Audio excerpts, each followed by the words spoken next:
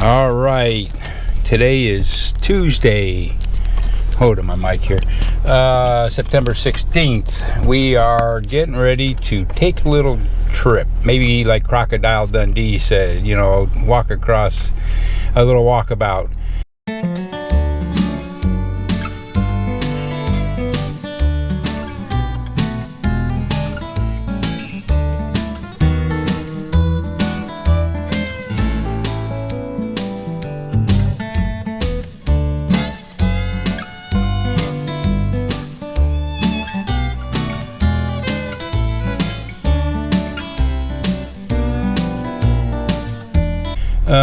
Today, Gail, Cody back there somewhere. Right now we're headed from our house up to like Pensacola area to a state park for a couple days, and then we're going to slowly meander north and hit some spots, some Thousand Trail campgrounds, and get to a few places. So as we get along the road there and we stop or whatever, I can update, or when we get there, we got like an 8-hour ride to the campground. We've got to be there by 5, so it's going to be pushing it. So I need to get on the road, and we'll turn this on later. We'll see you. Well, that was a long ride today. We left our house at 9 o'clock. It's now 3:42, but we're not quite there yet to the state park. I am wasted. I'm shot. I'm tired. But really, it isn't 3:42. It's 2:42 because we're in Central Time. So does that take away one of the hours? I don't like going this far. But oh well. The next few days will be a couple hundred miles at best. So we're right close to Topsail Preserve State Park. It's a Florida state park. I think it's kind of right on the ocean here, so I'll turn this back on when we get close and we have to check in and get stuff set up. We're here for a couple days, and tonight I'm going to bed early and take it easy tomorrow, and then we just head north after that. So we'll talk to you later. Kind of set in. This is an awesome park. If anybody ever comes up to the Panhandle, way up in the Panhandle by Pensacola, look up Topsail Preserve State Park. We've been to a bunch of state parks, but nothing like this one. This one actually has concrete pads, all level. Awesome, awesome, awesome. Really nice place. We're real close to the beach. It's like 7/10 of a mile, I think she said, but they have a tram here that'll take you to the beach. So I'm not sure if Cody's allowed on that, but Gail will head over there. Maybe we'll both go and leave Cody here for a while, but yeah, we're set up pretty good. The only one thing I didn't bring, and I thought about it, which most state parks have, is a fire pit. And I have one, a portable, but now looking here, they don't have fire pits here. So yeah, well, we've brought so much stuff, and then fire pits are pretty heavy. I brought firewood. I've got lots of it. Matter of fact, I figured this place would have it. The bins on both sides are full, but oh well, it gets to a point, how much stuff can you bring? So this is an awesome place, and it's the start of a few days of camping. See this map up here? We're going to try and fill in some blank spots. So we'll see how everything goes. This might be more than a couple days. So anyway, as things go on, I'll turn it back on. Good morning. Today's Thursday the 18th, I think. I don't know. it's travel day. We are leaving, let me see if I remember this, Topsail Hill Preserve State Park. The place is awesome. Look, all the pads are all concrete, they're all level, full hookups. I'm thinking I've never seen, we stayed at a lot of state parks here, but none of them are like this. Well, it turns out that back in the mid 90s or upper 90s, the state bought it from a private person, and so it was a campground before. That's what I was wondering, because there's no way in the world that the state does this. But it's really nice. It's about 150 sites, I guess, and they have a tram that goes to the beach, and it's really nice. But today's our travel day. I'm gonna go and top off on some fuel, and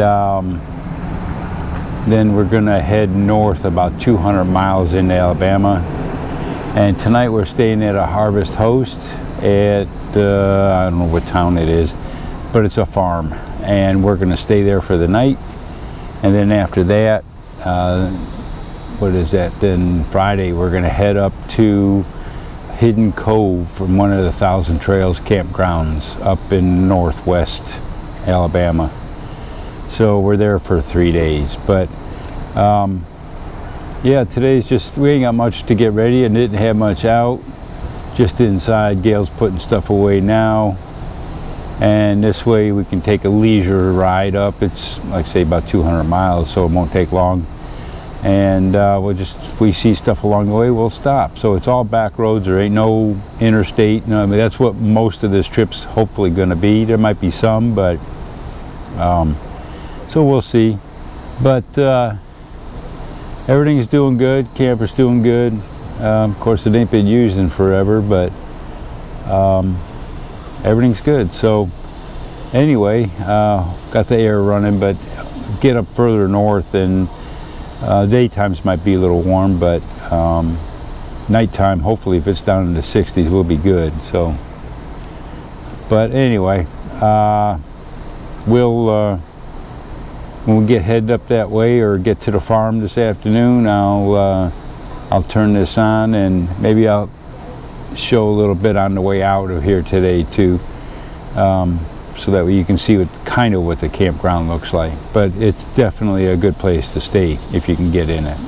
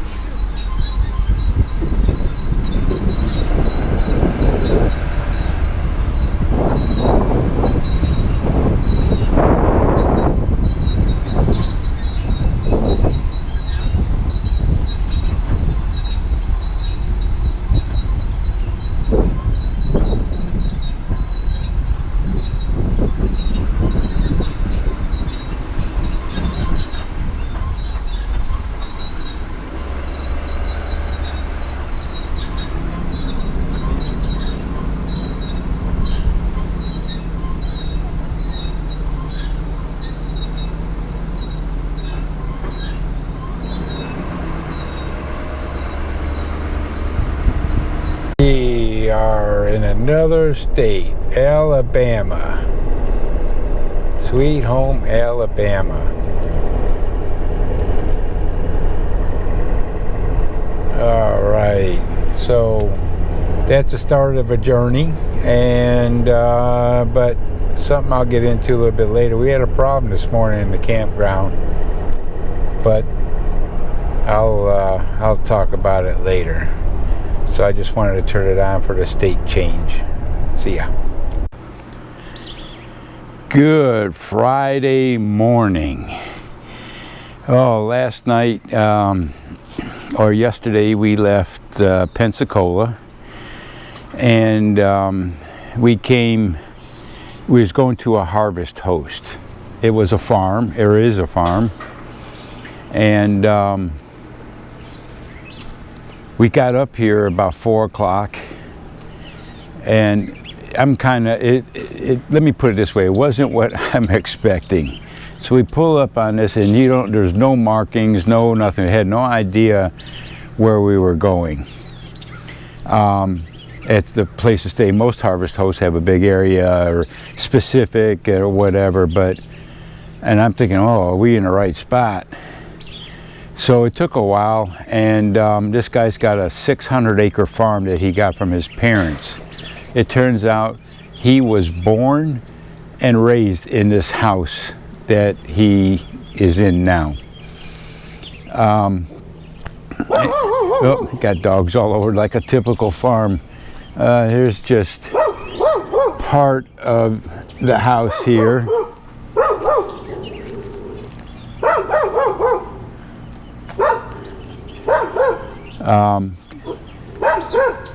But yeah, we got here, and he wasn't here at first. He had a kid basically out cutting the fields out here. You can't hardly see it, but he's cutting hay, and he finally come in. I don't know if we pulled up in here, and he come in to get something, and I asked him about it, and he had no idea what I was talking about, so he called the boss man.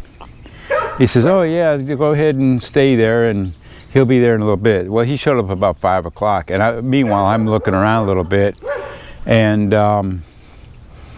the more I got to look, I'm thinking, oh God, what did we get ourselves into?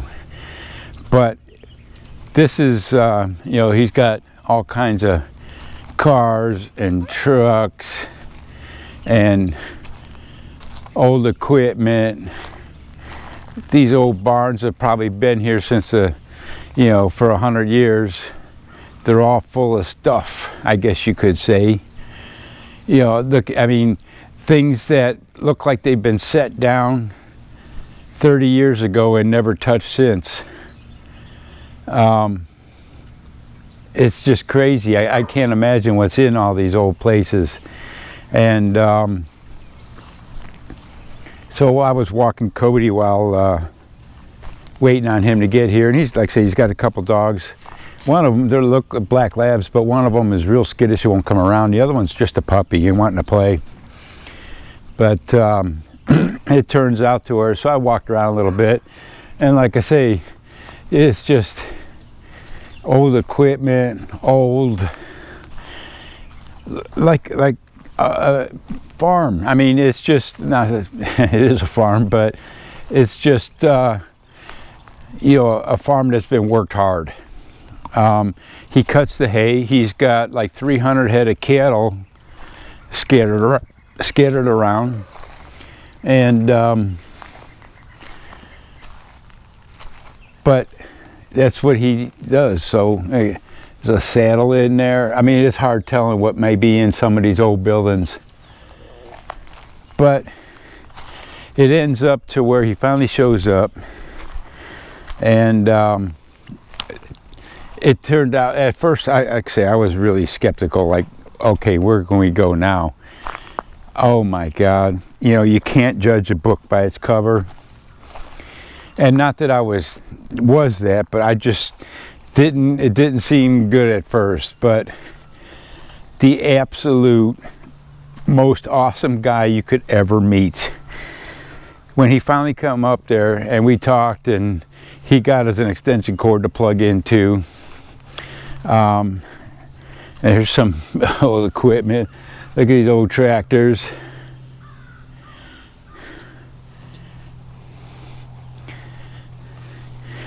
Me and Gail sat with him out on his porch in his rockers until dark. We sat there for 2.5 hours talking. Just the country kind of nicest guy you could ever want to talk to. It was just, I was blown away. So So we went to bed last night. I don't know, it was early, 9 o'clock or so, but then we said, oh yeah, we'll have coffee in the morning. Well, actually, for the first time in a while, I actually got a good night's sleep. At 6:45, it sounded like the world was beating on the camper. He come out there as if it was the cops at a parking lot throwing you out. Bang, bang, bang, bang, bang. Coffee's ready. At 6:45, I jumped up out of the bed. Oh my God, that scared me half to death. Oh, I mean, it's one of the points, you didn't even know where you was, kind of deal. I didn't expect it, because we said, yeah, we'll have coffee in the morning. Well, he had already been up since 5 o'clock and drank a whole pot. So we ended up, we made some of our coffee, went in, but he invited us into the house, and it's a country house, and great big round kitchen table, and his coffee was like, it was I wouldn't say tar, but it was pretty stout. And talk some more, and just a wealth of information that that's what I was telling Gal. He had to go into town and do some stuff, but I could have sit here for days and just talk to the guy, the nicest guy in the world. I would have never. I had low expectations when we first pulled in, because I didn't know what we were getting into here. But oh my God. So if you're ever in, let's say southwest Alabama, I guess. Let's see, what was it? Cook Farms is what it's called on Harvest Host. And I know when I looked it up, it was on our route, and I looked at reviews. I didn't read them, but they were all 5-star. And when I pulled up here, I'm thinking, oh, people are just being nice. And, but now you see why. Then after last night, I went back and read quite a few of them.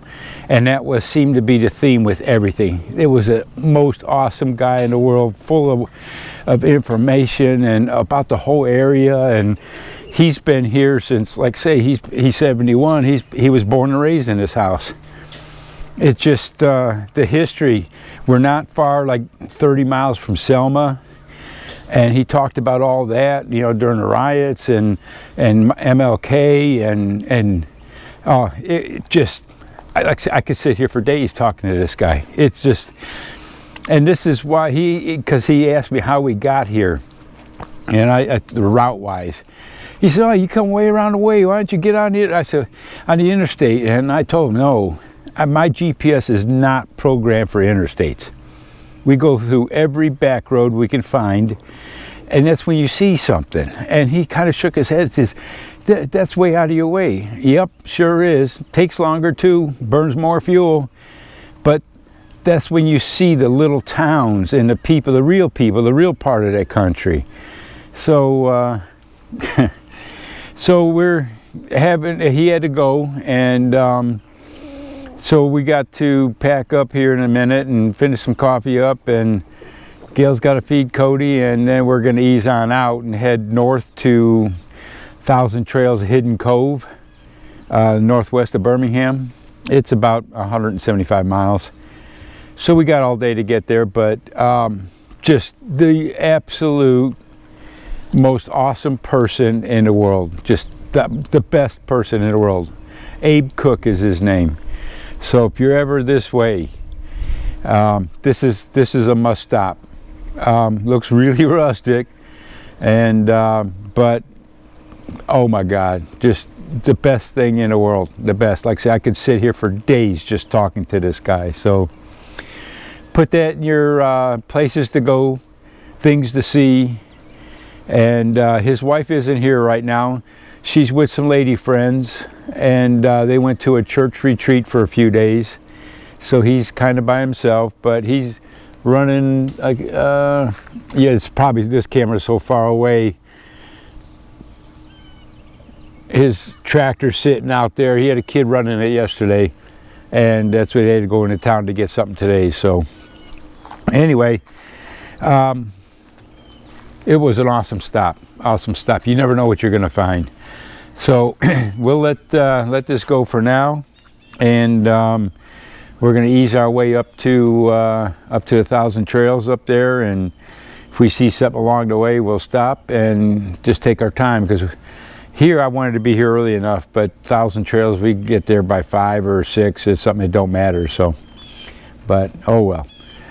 Okay, we'll see you later, and put this on your list of harvest hosts.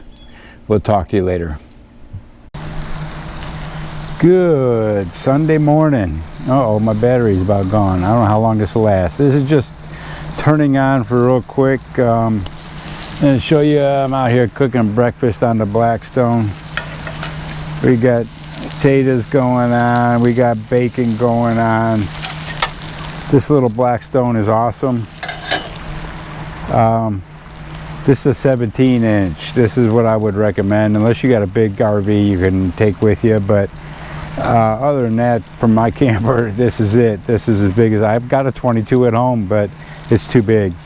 So, yep, just use this, and I just turn it on, show you breakfast real quick, and I'll turn it on later. And I was wanting to go over about the park and stuff like that, so I'll turn it on later. We'll talk to you later.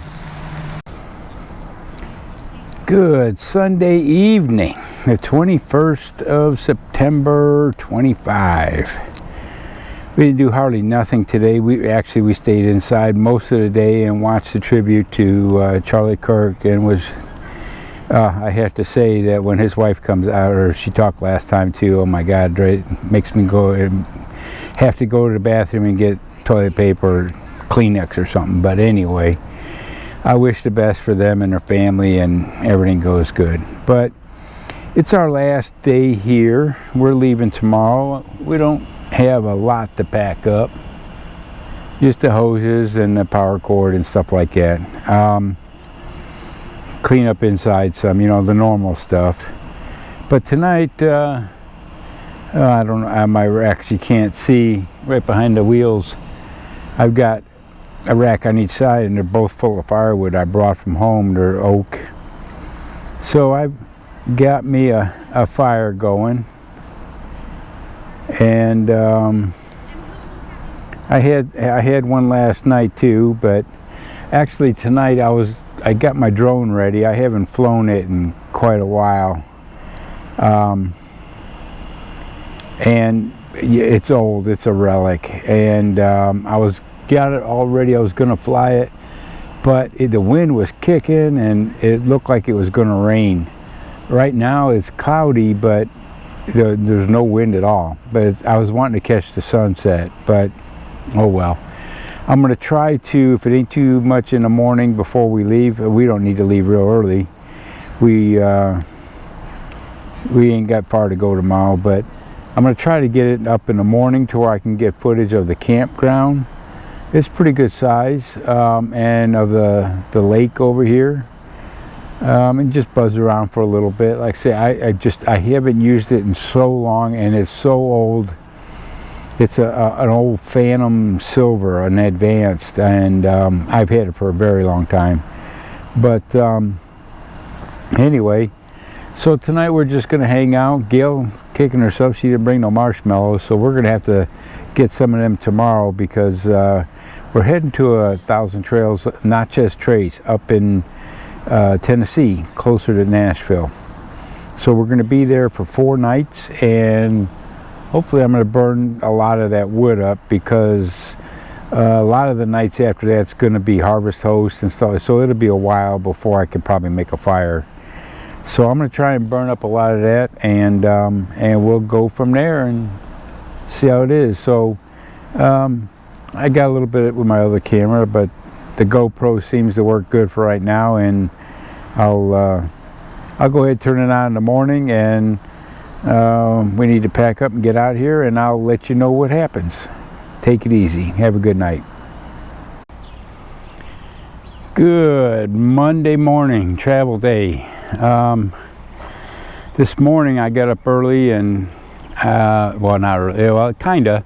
I was wanting to catch the sunrise with the drone over the lake over here. It's cloudy out now, but it did come up, so I broke out my drone. And here, let me show you a picture of it. Now don't laugh. This is a it probably needs to be in a museum, air museum somewhere, but it's an old Phantom Silver Advanced. I had it up this morning for, I mean, maybe 20 feet, and the batteries were 50%. They weren't 100%, but I figured, well, if anything, I can go up, pan around, and come back. But it wouldn't even let me do that. One of them at first, it went up about 15 feet, and then everything shut off and come crashing to the ground. So I replaced battery, and I got to go up about 20 feet, and then for 10 seconds, and low battery, it was still at 50%, but it kept saying it wouldn't go. But yeah, this thing's in bad shape. It's so old, and even that great big backpack to try and carry it somewhere. I've had it to Costa Rica with us. I've had it all over the place, but it may be upwards of 15 years that I've had that. So should I probably get a new one? Yeah, they're $500. So how often do I do this? And I might use it if I can get it working now and whatever. It says something about it needing a firmware. I updated the app on the tablet. So it's probably the drone itself needs it. I have to. It's been so long. I have to look and see how to even do that. So I'm going to try it again real quick. I did, like I say, I was up about 20 feet, and I did get a little bit of a sunrise, but not much. I may have a clip I can put in here. So, but anyway, let me try this and see if I can get it up. I'll see if I can get a little bit more footage. And if not, oh well, it's dead weight in the truck then. So, all right, we'll talk to you later.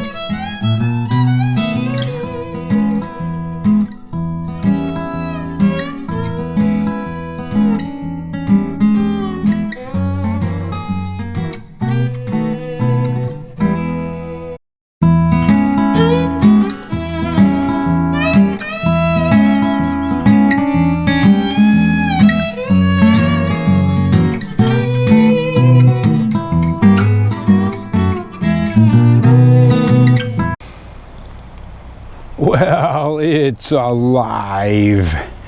I just flew that drone. It didn't probably, I wouldn't even say 10 minutes, and the battery went down to about 50%. Yeah, I don't know, them batteries are old anyway. I got 4 of them, but I'm not sure what I got. Some footage, I'll put it in with a little bit of sunrise I got this morning, and plus the campground we're at. Now this is the lake, you can see some of it, but it was hard to see that tablet screen. But I have a pair of Fat Shark glasses that I hook up to it, and it makes it so much better to where you can see where you're going, and you can see the screen and control it. And but I don't know. I'll have to charge the other batteries and try it later. I don't know, we get to the next campground, maybe I could fly it over there. I think there's another lake or something over there too, so I'll charge them and see. Yeah, this thing is a relic. It's just old.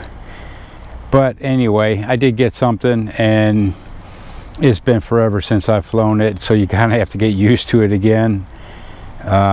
But everything's showing everything's out of date, so which is normal. But whether to even have firmware for this old one or not, I don't know if I can even figure out how to get it on there. So all right, well, I just wanted to open this up, and we're getting ready to pack up.